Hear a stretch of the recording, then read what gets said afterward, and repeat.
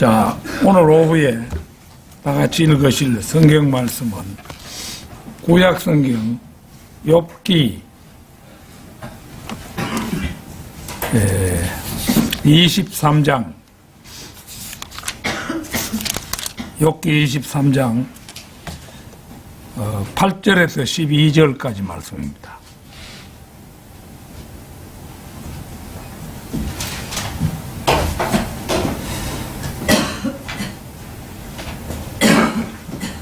욥기 23장 8절에서 12절까지 말씀 다 찾으신 줄 알고 받들어 읽겠습니다.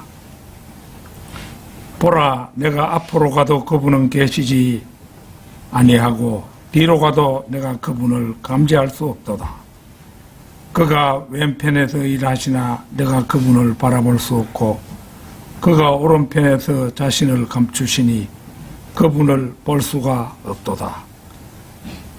그러나 그는 내가 택한 길을 알고 계시니 그가 나를 연단하시면 내가 금같이 나오리라.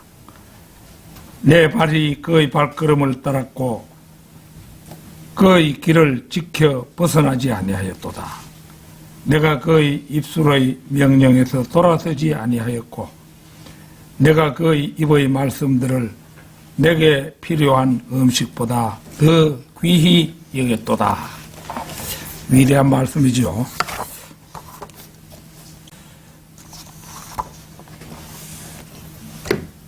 자, 오늘 오후에는 시련의 용광로 속에서 단련된 욥의 신앙, 시련의 용광로 속에서 단련된 욥의 신앙, 이런 제목으로 말씀드리겠습니다. 어떤 성각자는 성경을 두고 성경은 바다에 있는 한 방울의 물이 아니라 오히려 모든 진리의 바다가 한 방울로 응집된 것이다. 이렇게 설파한 바가 있습니다. 이것은 실로 성경에 대한 정확한 평가라고 할 만합니다. 그만큼 성경은 우리 인생의 자원의 보고라고 해도 과언이 아닙니다. 이것은 마치 어부들이 바다에 나가 어떤 이는 고등어를, 어떤 이는 오징어를, 어떤 이는 명태를, 어떤 이는 쳐놓았던 그 물에서 바다의 로또라고 불리는 밍크고래를 잡기도 하듯이 사람마다 성경을 읽고 그들이 취하는 바는 제각기 다릅니다. 공치는 사람도 있겠죠. 우리가 잘 아는 종교개혁의 선구자 마틴 루터는 로마서와 갈라디아서를 선호하며 구원의 복음을 캤고 샘 존스와 요한 웨슬리는 잠언과 야고보서에 탐닉하여 행함의 도리를 깨칠 때까지 두 성경을 사랑했습니다. 물론 예언을 연구하는 대부분의 신학자들은 다니엘서와 요한계시록을 편중했으면 알만한 사람은 다 아는 일입니다. 널리 알려진 대로 문학인들에게 있어서 책 중의 책은 욥기입니다. 욥기는 인생에 대해 깊이 생각하고 깊이 느끼는 사람들에게는 책 중의 책입니다. 프랑스의 문호 빅토르 위고는 욥기야말로 인간 지성의 가장 위대한 걸작품이라 했고 영국의 비평가 겸 역사가 토마스 칼라일은 욥기와 같은 문학적 업적을 남긴 작품은 지금까지 없었다고 했으며 딘 브래더리는 욥기는 성경에서 독보적인 책으로 세상의 문학작품 중에서 영감받은 히브리시의 꽃으로 우뚝 솟아있다고 했습니다. 그뿐이 아닙니다. 테니성경은 욥기는 고대와 현대의 시중 모든 시중에서 가장 위대하다고 칭송해 마지 않았습니다. 욥기는 앞서 열거한 평판 외에도 두 가지 역사적 사실이 되어 있습니다. 첫째, 욥기는 이 세상의 모든 책들 가운데서 진정한 의미에서 최초의 책이라는 것입니다. 예컨대 길가메시 서사시는 BC 2000년경 메소포타미아의 서사시이긴 하지만 욥기에 비해서는 극적 전개가 부족하며 인류가 가진 최초의 주요 문제, 왜 의인이 고난을 받는가라는 점에서 토론이 부족하다는 평을 했습니다. 둘째, 욥기에는 크리스토프 콜럼버스의 시대까지도 알려지지 않은 물리와 과학에 관한 진술들이 포함되어 있다는 점입니다. 그리고 향후 30년 내로 성취될 예언들이, 이 향후 30년은 지금 우리가 살고 있는 현재로부터 30년 내로 성취될 예언들이 많이 언급되어 있으며, 불교 신자나 도교 신자나 유교 신자가 지금까지 찾지 못했던 영에 관한 계시들이 있고, 어디에서도 찾아볼 수 없는 죽음 이후의 삶을 계시하고 있다는 점 등일 것입니다. 야고보서 5장 11절 찾겠습니다. 야고보서 5장 11절.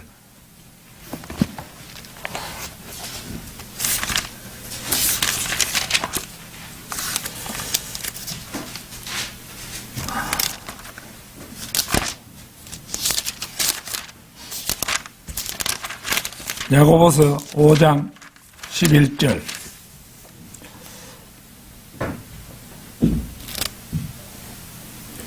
보라, 우리는 견디어내는 자들을 복 있는 사람들로 여기나니 너희가 욥의 인내를 들었고 또 주의 결말을 보았거니와 주는 인정이 심히 많으시고 자비로우시니라. 보는 것처럼 여기서 하나님께서는 욥의 인내를 귀히 여기셨습니다. 에스겔 14장 20절도 찾겠습니다. 에스겔 14장 20절입니다.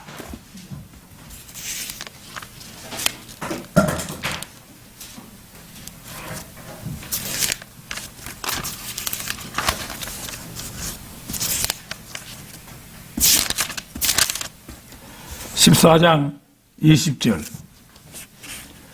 비록 노아와 다니엘과 욥이 그 땅에 있다 할지라도 내가 살아있는 한 그들은 아들이나 딸도 구해내지 못하고 그들의 의로 말미암아 자신들의 혼들만 구해내리라. 주 하나님이 말하노라.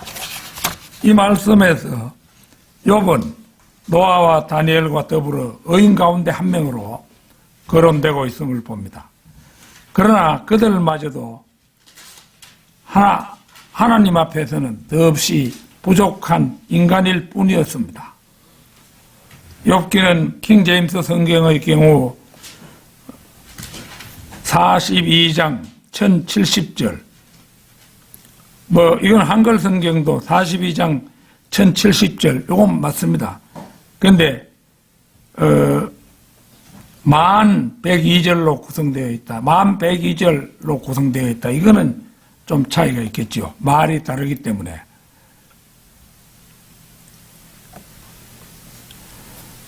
각 장은 대환란의 각자를 예표한다고 할 수 있습니다. 공교롭게도 욥기는 42장까지 되어 있는데 42장은 3년 6개월이잖아요. 대환란의 각자를 예표한다고 할 수 있다는 것입니다.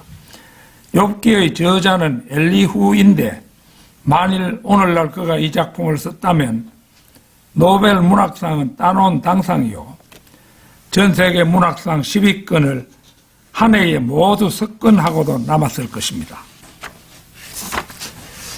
욥기의 주제를 인내로 볼 때 오늘의 본문 말씀은 바로 그 하이라이트에 해당하는 부분이라 할 것입니다.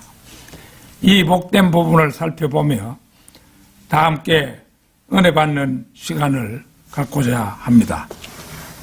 시련의 용광로 속에서 단련된 욥의 신앙. 첫째는 무소부재한 하나님이시지만 인간이 하나님을 찾으려 해도 찾을 수 없는 하나님의 모습입니다.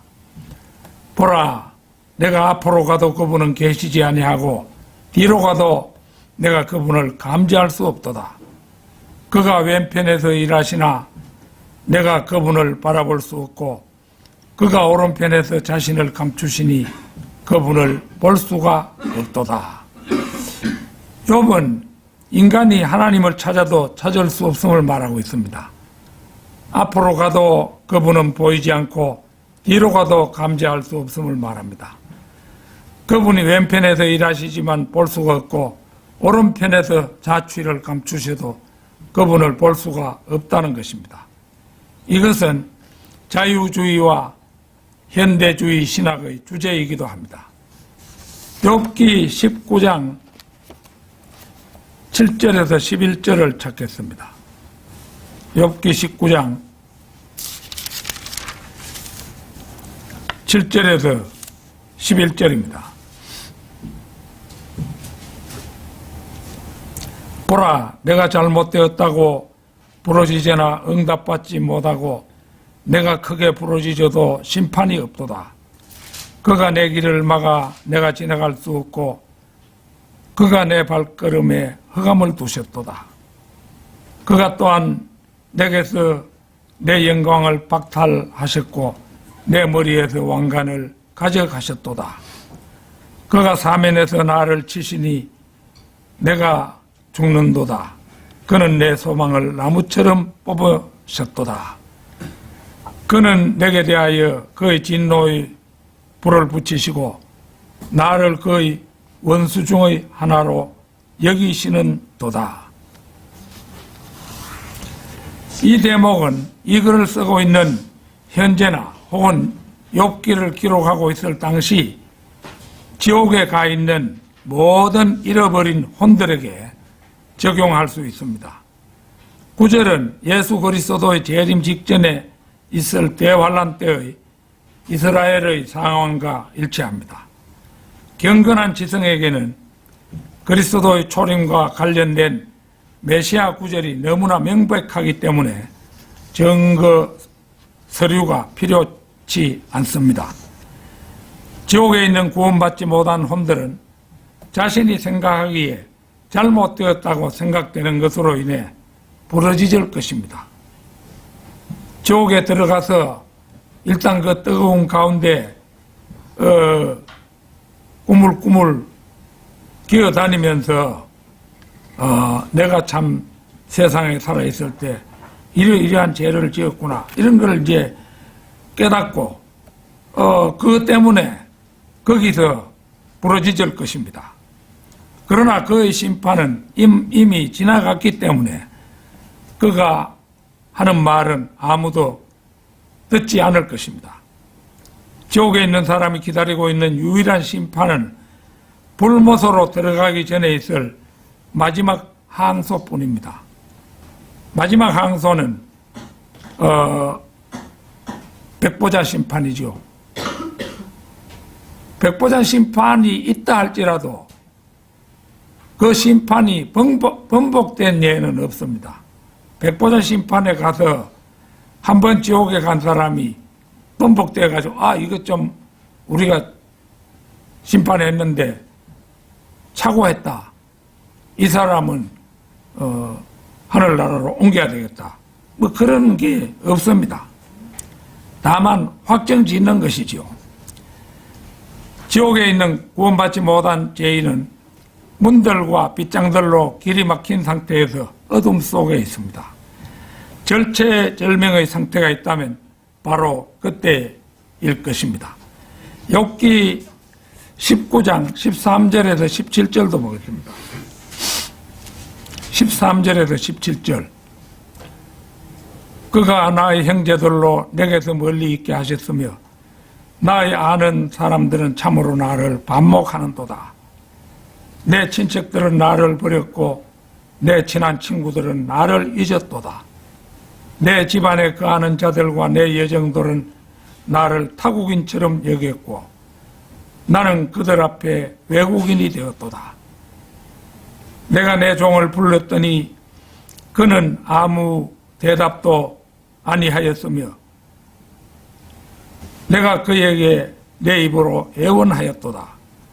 내가 친자식들을 위하여 애원하였지만 내 호흡이 내 아내에게 낯설도다.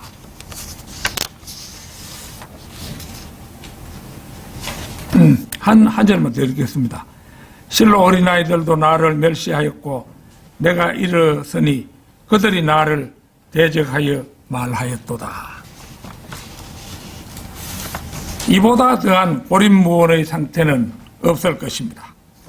형제들, 지인들, 친척들, 친구들, 여정들, 종들, 종은 오라 하면 오고 가라 하면 가는 존재지만 이 모든 것을 잃고 병에 걸려서 피골이 상접한 상태에 있는 이 욥에게는 종들도 여종도 그렇고 남자종도 그렇고 그들도 안 보는 거예요.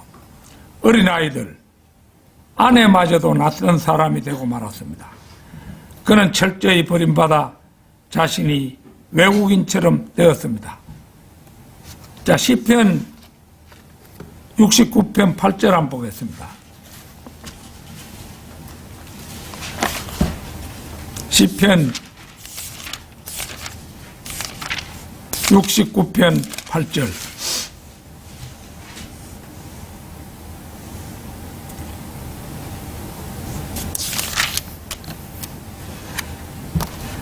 내가 내 형제들에게는 낯선 사람이 되고 내 모친의 자녀들에게는 외국인이 되었나이다.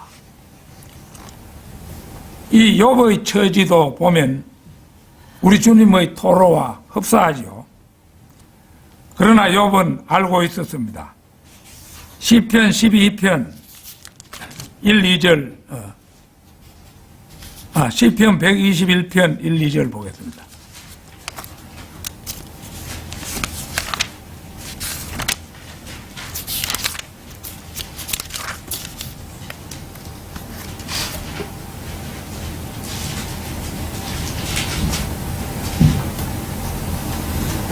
네, 121편 2절. 나의 도움이 하늘과 땅을 지으신 주께로부터 오는도다. 바로 이 말씀 그대로 그분이 앞에서도 뒤에서도 왼편에서도 오른편에서도 보이지는 않지만 그는 그분의 임재를 깨닫고 있었습니다. 욥의 마음의 감흥력은 대단하다고 할 수 있죠.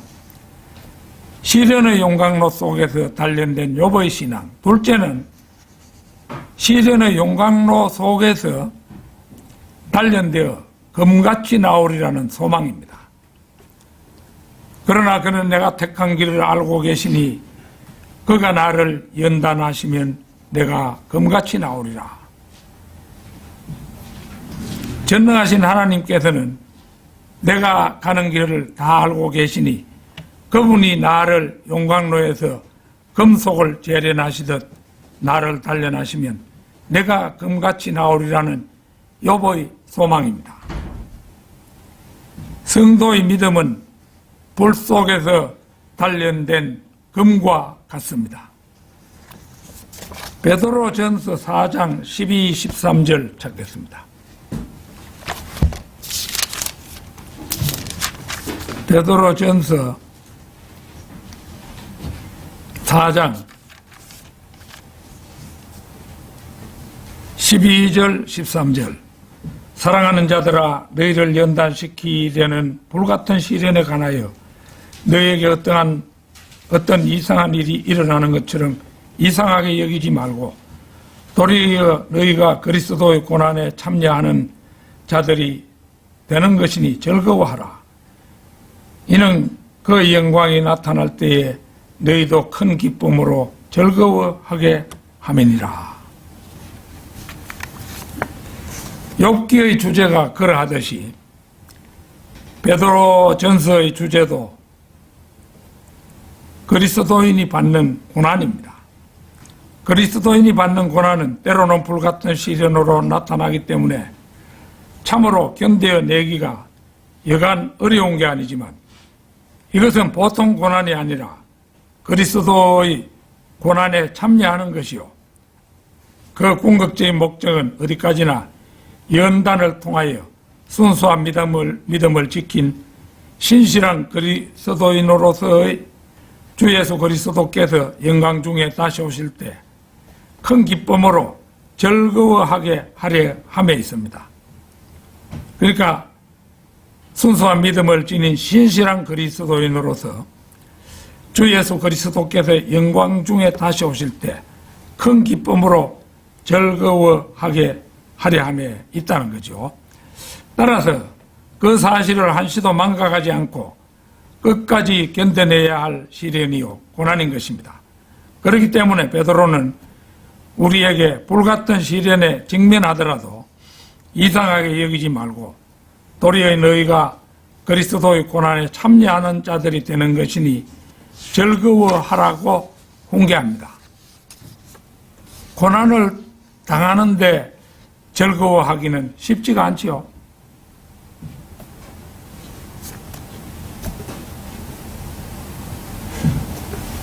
저도 솔직히 고백하지만은 고난을 당할 때에 즐거워하지는 못했습니다. 비록 고난에 처하더라도 그것이 그리스도인이기에 당하는 고난이라면 우리는 그것이 그리스도의 고난에 참여하는 것임을 알고 기꺼이 기쁨으로 견뎌낼 수 있을 것입니다. 더 나아가 예수 그리스도께서 영광 중에 다시 오실 때 우리가 큰 기쁨으로 즐거워하게 될 것을 내다보고 있다면 어떤 고난과 시련이라도 참고 견뎌낼 수 있을 것입니다. 오늘 오전에 그리스도인의 영광스러운 미래 6가지를 살펴보았습니다마는 그러한 영광된 삶이 우리에게 예정이 되어 있습니다. 그러면은 그것을 차지하는 사람으로서 어떠한 시련에 봉착하더라도 기쁨으로 견딜 수 있어야 되겠죠. 저와 여러분이 다 같이 그렇게 될 수 있기를 바람하지 않습니다. 시련의 용광로 속에서 단련된 욥의 신앙. 셋째는 확정된 말씀이 없고 계시마저 미약했음에도 불구하고 하나님의 길에서 끝끝내 벗어나지 아니한 욥의 신앙입니다. 욥의 때에는 성경이 없었잖아요.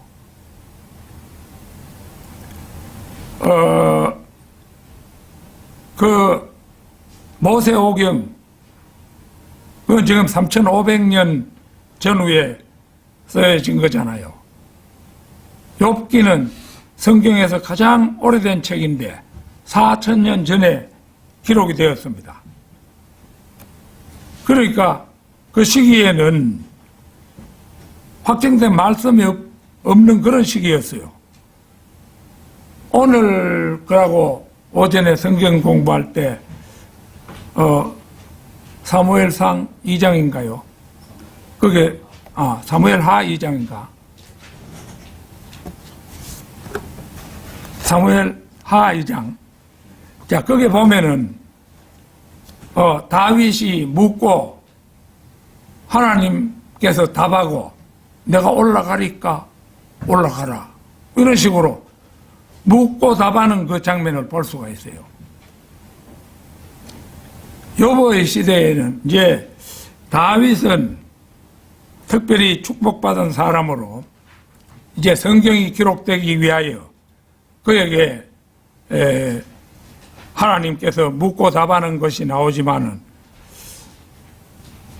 욥에게는 그렇게까지는 하지 않았다고 보여집니다. 그러니까 확정된 말씀도 없고 계시마저도 미약했던 그런 시절인데도 불구하고 욥의 신앙은 대단했죠. 자, 오늘 그 11절 내 발이 그의 발걸음을 따랐고 그의 길을 지켜 벗어나지 아니하였도다. 욥은 말씀 그대로 그분의 발걸음을 따랐고 하나님의 길에서 벗어나지 않았습니다. 모세 오경의 기록 연대를 BC 1700년에서 1500년 사이로 잡는데요. 엘리후는 BC 1700년보다 더 오래전에 욥기를 기록했다고 대다수 학자들이 인정합니다. 그래서 그런지 욥기에는 율법에 관한 논의가 전혀 없습니다. 이 사실은 욥기가 토라 이전에 기록되었음을 뒷받침한다 할 것입니다. 확정된 말씀이 없고 계시마저 미약했음에도 불구하고 하나님께서 정하신 길에서 벗어나지 않았다는 사실은 참으로 위대한 선언이라 할 만합니다. 시편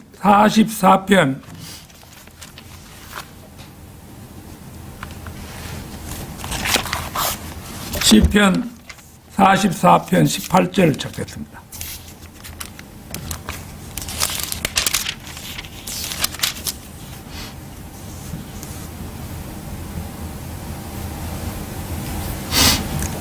우리의 마음이 돌아서지 아니하였으며 우리의 발걸음도 주의 길에서 벗어나지 아니하였나이다. 이 욥의 고백과 흡사하지요. 욥의 고백은 내 발이 그의 발걸음을 따랐고 그의 길을 지켜 벗어나지 아니하였도다.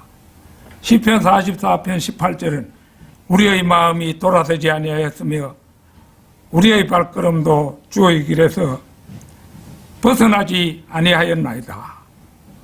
이것은 보는 것처럼 보는 본문 11절과 일치합니다. 시편 119편 133절도 보겠습니다. 119편 133절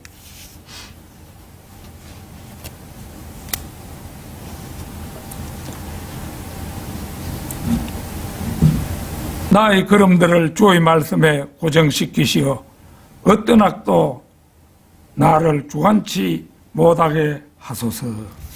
대단한 말씀이죠. 이 말씀은 영적으로 말하면 내 발을 바른 길 위에 두시어 죄가 나를 주관하지 못하게 하소서라고 하는 것입니다. 로마서 6장 12절로 14절 찾겠습니다.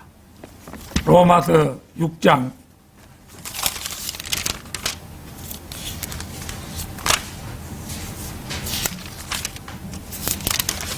12절로 14절입니다.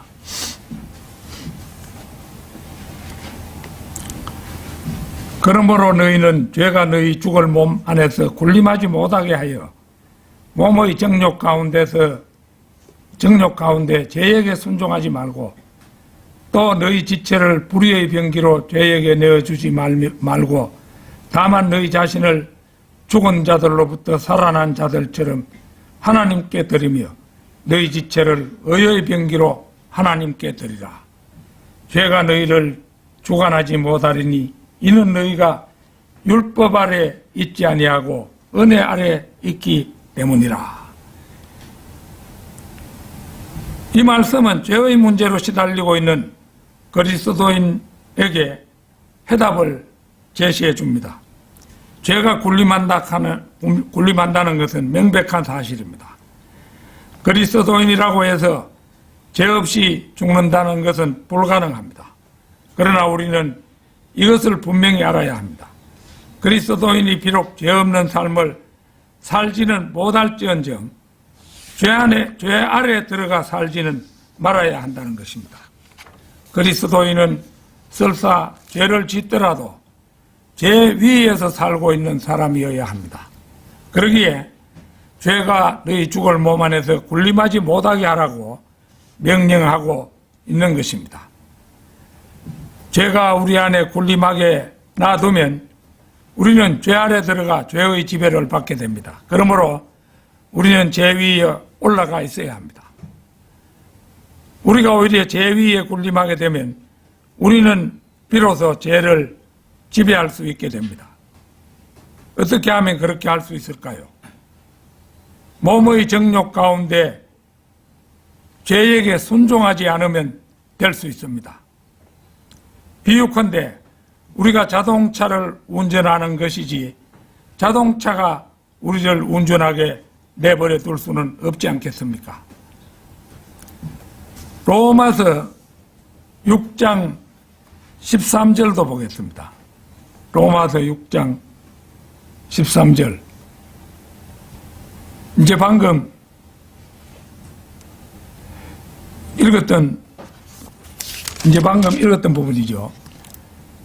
또 너희 지체를 불의의 병기로 죄에게 내어주지 말고 다만 너희 자신을 죽은 자들로부터 살아난 자들처럼 하나님께 드리며 너희 지체를 의의 병기로 하나님께 드리라. 지체란 몸의 각 부분을 말합니다. 그리스도인은 몸을 죽은 것으로 여깁니다. 그러나 그럼에도 불구하고 몸은 사실상 살아있고 그 지체들 역시 살아있습니다.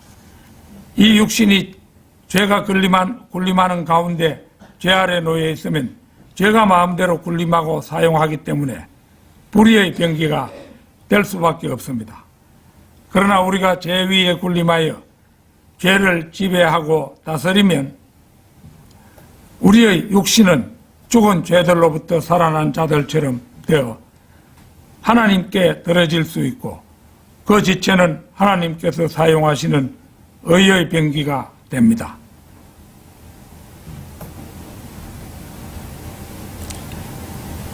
아까 읽었던 그 14절, 죄가 너희를 주관하지 못하리니 이는 너희가 율법 아래 있지 아니하고 은혜 아래 있기 때문이라.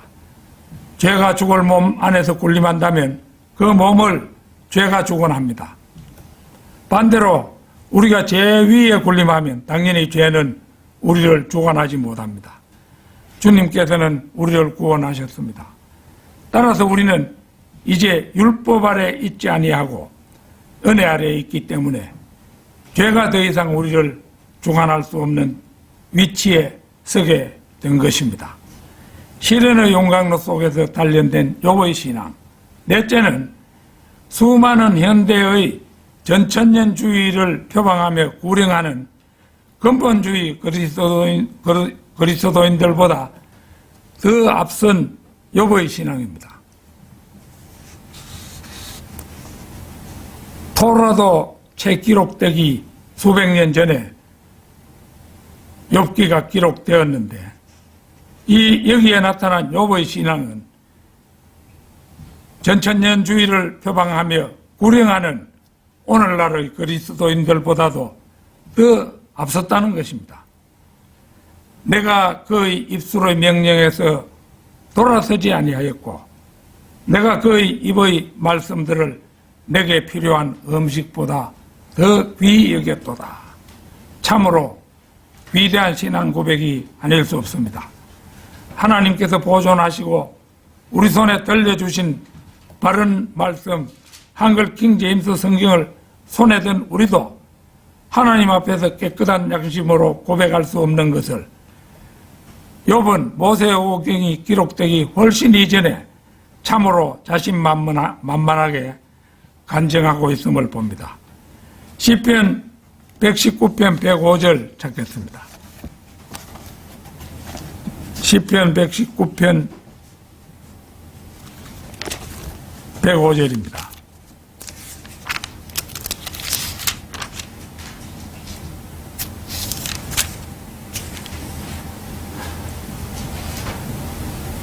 주의 말씀은 내 발의 등불이요 내 길의 빛이니이다.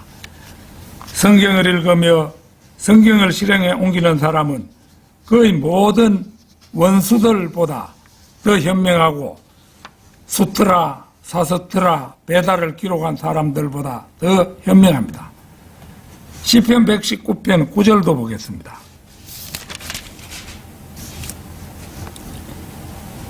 청년이 무엇으로 자기 길을 정결케 하리이까 주의 말씀을 따라 조심할 것이니이다. 청년은 하나님께서 말씀 속에서 가르치신 바에 따라 자기 길을 조심함으로써만 자기 길을 깨끗하게 할 수 있습니다. 그런데 확정된 말씀이 없는 그 시기에 이 욥은 자신만만하게 고백하고 있죠. 내가 그의 입술의 명령에서 돌아서지 아니하였고 내가 그의 입의 말씀들을 내게 필요한 음식보다 더 귀히 여겼도다. 실로 대단한 말씀입니다. 베드로전서 2장 2절 찾겠습니다.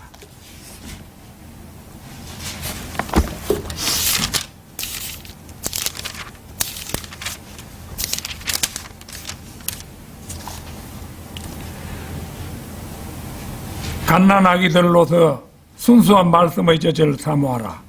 이는 너희가 그것으로 인하여 자라게 하려 함이니라. 성경의 주요 인물들 가운데 요만큼 순수한 마음으로 진리에 반응한 인물은 없었습니다. 문자로 확정된 말씀이 없고 하나님의 계시도 미약했던 시절에 그의 입의 말씀들을 내게 필요한 음식보다 더 귀히 여겼도다. 이 진술은 실로 놀랍습니다. 공자는 책을 읽기를 좋아해서 밥 먹는 것을 잊어버릴 정도였다고 전해옵니다. 그와 관련해서 위편 3절이라는 고사성어가 있는데 이것은 공자가 그 옛날에는 종이로 된 책이 아니었어요. 대나무 쪽에다가 다듬은 대나무 쪽에다가 붓으로 그 글씨를 써가지고 그것을 아래 위로 가죽끈으로 엮어서 만든 것이 책이었어요. 그렇게 되어 있는 책인데 공자가 얼마나 책을 열심히 보았던지 위편 3절 책을 맨 가죽끈이 3번이나 따라 빠졌다. 대단한 열성이죠.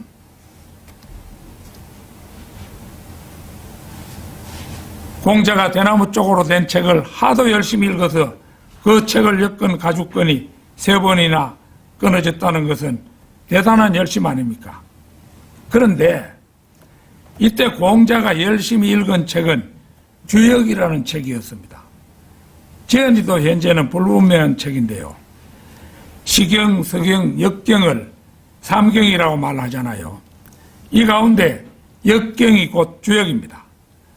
동양 철학의 사주팔자라든가 우리나라의 태극기 문양도 그 근원을 거슬러 올라가면 바로 주역의 그 맥이 이어진 것으로 볼 때 이것은 루시퍼와 관련된 학문으로 욥이 말한 그 입의 말씀들 곧 하나님의 말씀과는 대척점에 있는 것이 분명합니다.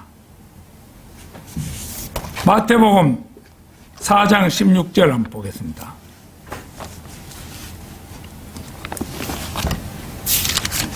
네, 마태복음 4장 16절 흑암에 앉은 백성들이 그 빛을 보았고 또 죽음의 땅과 그늘에 앉은 자들에게 빛이 비치었도다 하셨느니라. 여기에 그 보면은 흑암에 앉은 백성들이 그 빛을 보았고 또 죽음의 땅과 그늘에 앉은 자들에게 빛이 비치었도다 라는 요 말씀과 비추어 볼 때 결국 공자라는 사람도 죽음의 땅과 그늘에 앉은 자들 가운데 한 사람임이 분명합니다. 따라서 욥은 지금부터 4,000년 전에 하나님의 말씀을 필요한 음식보다 귀히 여겼으니 공자보다도 주역은 내가 조금 전에 마귀의 학문이라고 얘기했잖아요. 그러니까 이 4,000년 전의 욥은 공자보다도 시타르타보다도 더 우뚝한 인물이었다고 할 것입니다. 욥은 그렇게 위대한 인물의 반열에 들 수 있는 사람입니다.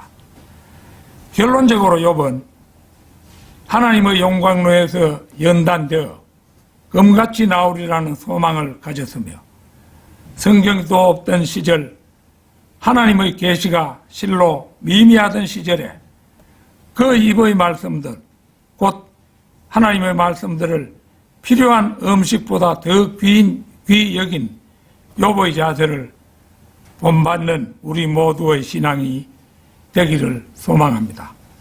다 같이 기도드리겠습니다.